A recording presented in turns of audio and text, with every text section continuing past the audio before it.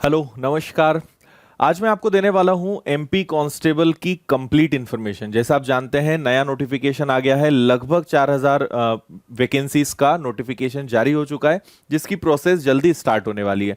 अब इसमें बहुत सारे बच्चों को डाउट है कि एज क्या होनी चाहिए, फिजिकल स्टैंडर्ड कितना होना चाहिए, हाइट कितनी होनी चाहिए। ठीक है, नॉक नीज फ्लैट फुट है तो क्या करना होगा, या हम फॉर्म भर सकते हैं या नहीं, क्वालिफिकेशन क्या है, कितनी उसके लिए मिनिमम 10वीं होना चाहिए, 12वीं होना चाहिए, ग्रेजुएशन होना चाहिए, क्या होना चाहिए, ये आपको मैं जवाब दूंगा।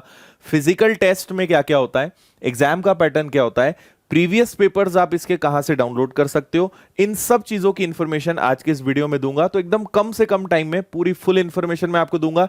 साथ ही रोजगार पंजीयन के बारे में क्या कहा गया है ये भी बताऊंगा। तो पूरा एंड तक देखिएगा, एक एक चीज आपको इसके बारे में क्लियर हो जाएगी। सबसे पहले तो मैं आपको ये दिखा देता हूं, जो नोटिफिकेशन जारी हुआ है पहले उसकी चर्चा कर लेते हैं, फिर हम इन पॉइंट्स पे आते हैं।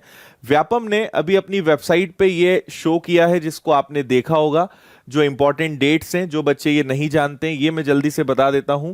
इसकी जो एग्जाम की फॉर्म भरने की जो डेट स्टार्ट हो रही है वो हो रही है 25 नवंबर से, 25 नवंबर से स्टार्ट हो जाएगा। ठीक है, लास्ट डेट इसकी जो है 7 जनवरी रहेगी, और इसका जो एग्जाम होगा वो 6 मार्च से स्टार्ट होगा। अलग अलग शिफ्ट होती हैं जैसा आप जानते होंगे, तो 6 मार्च से इसका एग्जाम होना है।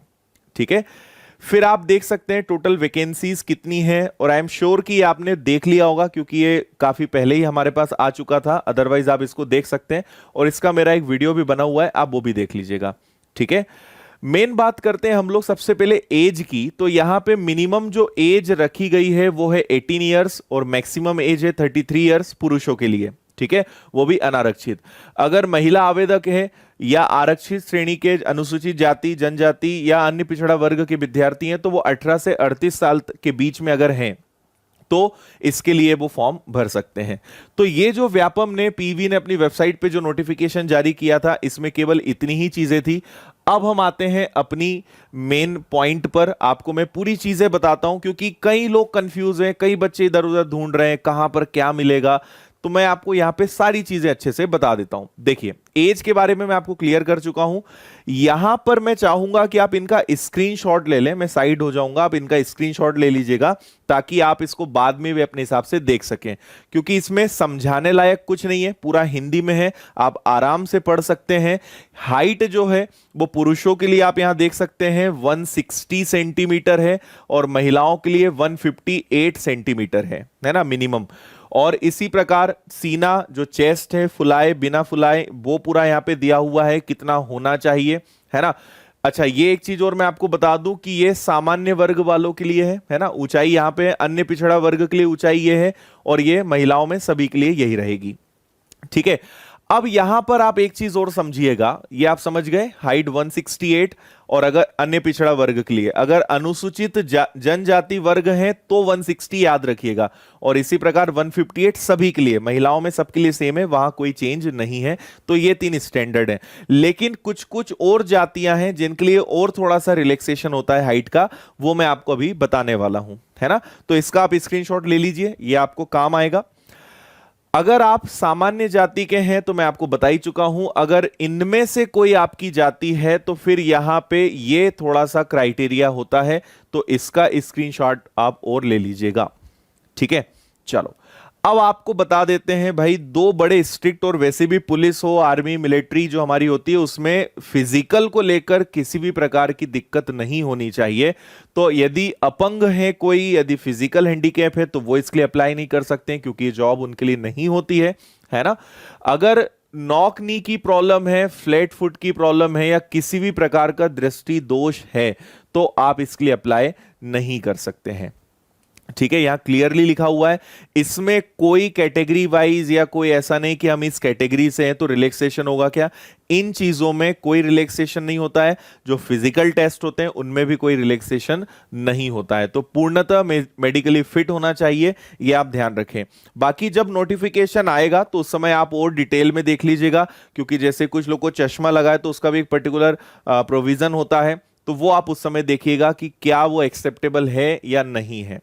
ठीक है, यहां पर बात करें क्वालिफिकेशन की तो बड़ी सिंपल है। 10+2 प्रणाली के अंतर्गत 10वीं कक्षा की परीक्षा या अथवा लिखा है हायर सेकेंडरी 12th अगर आपका है तो आप इसके लिए एलिजिबल हैं, आप इसका फॉर्म भर सकते हैं। अनुसूचित जनजाति वाले बच्चे अगर 8वीं पास भी हैं तो भी वो इसका फॉर्म भर सकते हैं। तो क्वालिफिकेशन वाइज आपको कोई दिक्कत नहीं आनी है, आराम से आप इसको भर सकते हैं। अब ये आप देख लीजिए कि जब देखिए सबसे पहले आपको एग्जाम देना होता है, आपका रिटन एग्जाम होता है जिसमें क्या क्या सब्जेक्ट्स आएंगे वो मैं आगे आपको बता रहा हूं। लेकिन अगर आप चाहते हैं अगर आपने फिजिकल एग्जाम जो है उस तक पहुंचना है तो पहले आपको रिटन एग्जाम क्लियर करना होगा, उसके बाद फिजिकल होता है। अब फिजिकल में यहां पे क्या क्या होता है तो देखिए सबसे पहले तो आप समझ लीजिए 800 मीटर की दौड़ होगी, ये पुरुषों के लिए है और ये महिलाओं के लिए आपको दिया हुआ है। तो 2 मिनट 45 सेकंड में पूरा करना है, महिलाओं के लिए 4 मिनट होता है। इसके लिए केवल एक ही चांस मिलेगा दौड़ने के लिए। हालांकि गोला फेंक और जो लंबी कूद है इसके लिए 3-3 चांसेस होते हैं, अगर 3 बार में आप क्वालिफाई कर जाते हैं तो ठीक। तो 19 फीट आपको गोला फेंकना है, वजन यहां दिया हुआ है, महिलाओं के लिए 15 फीट वजन 4 किलो, और लंबी कूद 13 फीट और महिलाओं के लिए 10 फीट। तो ये तीनों टेस्ट होंगे आपको, और ये केवल क्वालिफाइंग है, ये क्वालिफाई करना है, इसके कोई मार्क्स नहीं होते। मेन आपका सिलेक्शन रिटन टेस्ट पे डिपेंड करेगा, पर अगर आपने इसको क्वालिफाई नहीं करा और रिटन टेस्ट में अच्छे मार्क्स भी आ गए तो भी आपका सिलेक्शन नहीं होगा। तो रिटन टेस्ट में तो अच्छे मार्क्स लाने ही है और फिजिकल को भी आपको क्वालिफाई करना है। तो आज से इसके लिए काम करना शुरू कर दीजिए अगर आपकी अभी तक प्रैक्टिस नहीं है तो।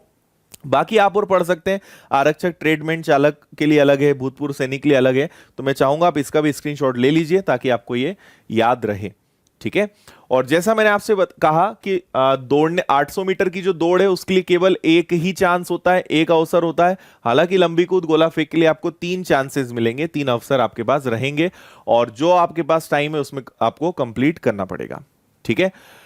एक और चीज आप यहां पे याद रखिए कि रोजगार कार्यालय में आपका पंजीयन अवश्य होना चाहिए और जीवित होना चाहिए, है ना, मतलब एक्टिव होना चाहिए। ऐसा नहीं कि उसका टाइम निकल गया, अगर नहीं है तो करवाइए, और अगर करा चुके हैं तो एक बार देखिए कि डेट तो नहीं निकली है। पंजीयन अनिवार्य है, याद रखिए।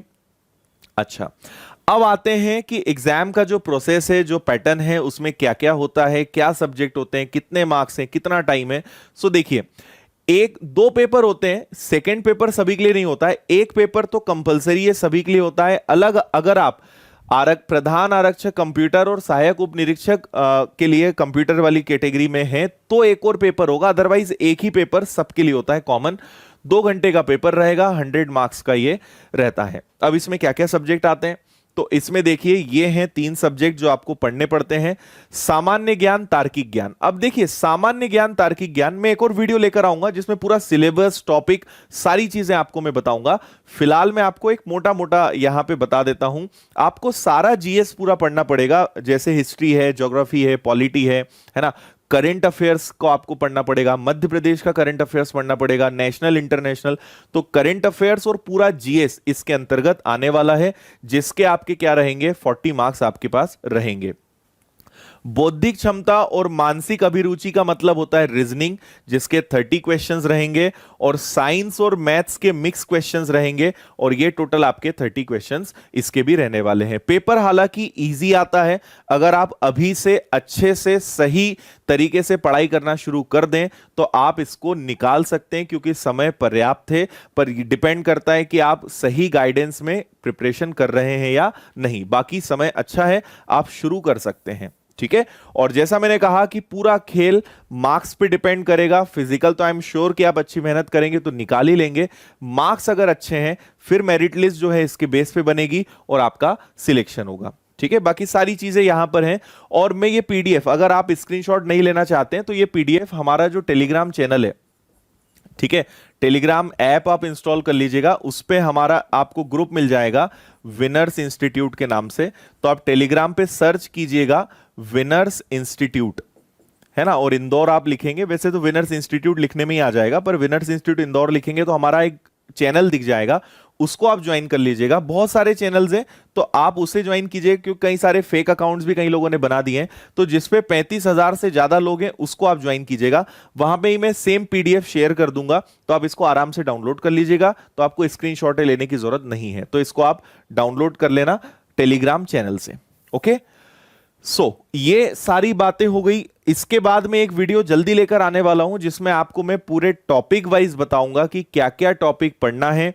लास्ट ईयर का एनालिसिस बताऊंगा, लास्ट ईयर किस किस टॉपिक से कितने क्वेश्चंस आए, किन से क्वेश्चंस नहीं आए, ये पूरा एनालिसिस मैं आपको जल्दी देने वाला हूं।